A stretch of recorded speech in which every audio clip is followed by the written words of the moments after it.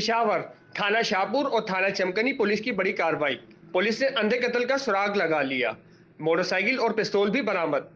مزید تفصیلات سے آگاہ کر رہے ہیں ہمارے نمائندے ہارون خان یوسفزئی۔